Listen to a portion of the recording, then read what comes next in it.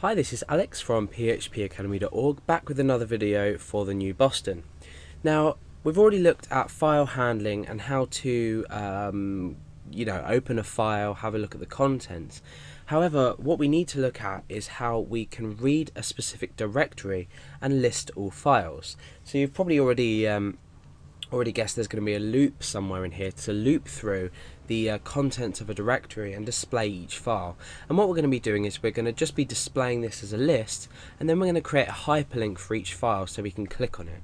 Now, first of all, let me explain why this might be useful.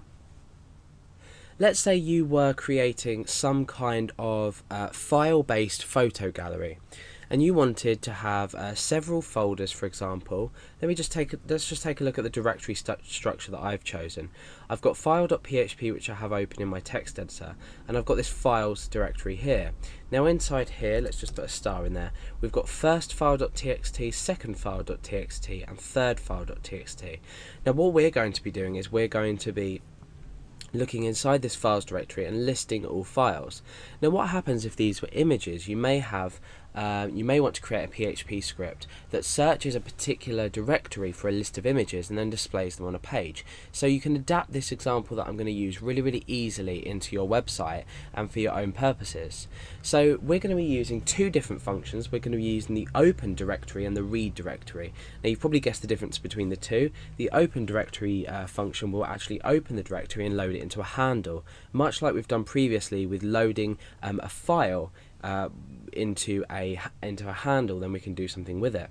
With the read directory, we're going to put this into the loop and create the read directory as another variable. So the read directory is going to read the handle, which is then going to equate to another variable called file. So you'll understand probably a bit better when I go into the example and show you. So the first thing we need to do is set up a variable called directory, and I'm doing this simply so I can reuse this over and over again in my program.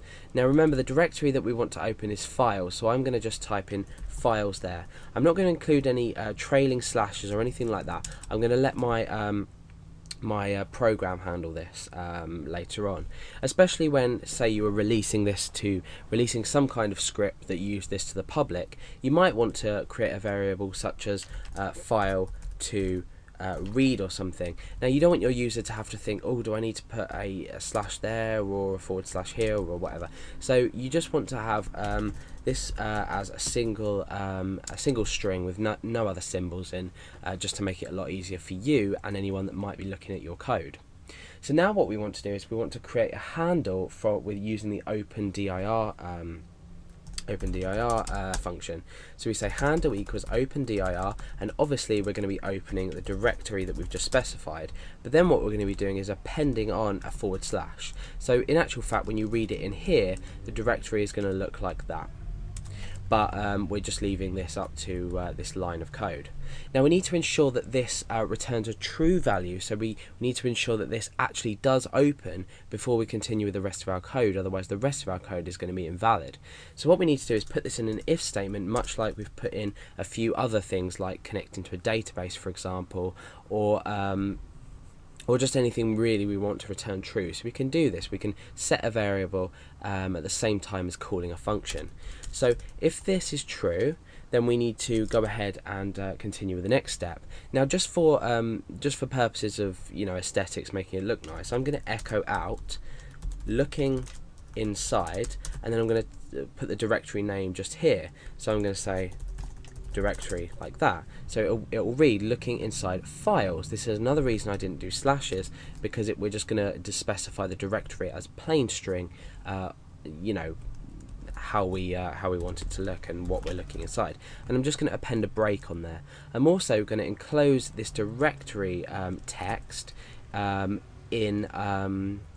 inside single quotation marks. Let's have a look at it at the moment. Okay, so it says looking inside file, so I want just single quotation marks on the outside of this to ensure that we enclose it. So I'm going to put a single quotation mark there and escape that character so it doesn't interfere with the start or end of our string, and I'm going to do the same just after that break and then put a escape character there, I'm sorry. So now let's refresh and we can see that that's just been enclosed in single quotation marks, and we can even then just add a colon just to make it look a bit nicer. Okay, so we've established our little welcome, or our little message telling everyone what we're doing. Now what we need to do is we need to actually read the directory. So this is slightly different. We're going to be using a while loop. So let's come down a bit and we'll set up the skeleton for our while loop. Now inside here what we need to do is we first need to assign the variable file to reading the directory, because what's going to happen is file is then going to exist for every loop. It's going to exist for each element, or if each file in our directory.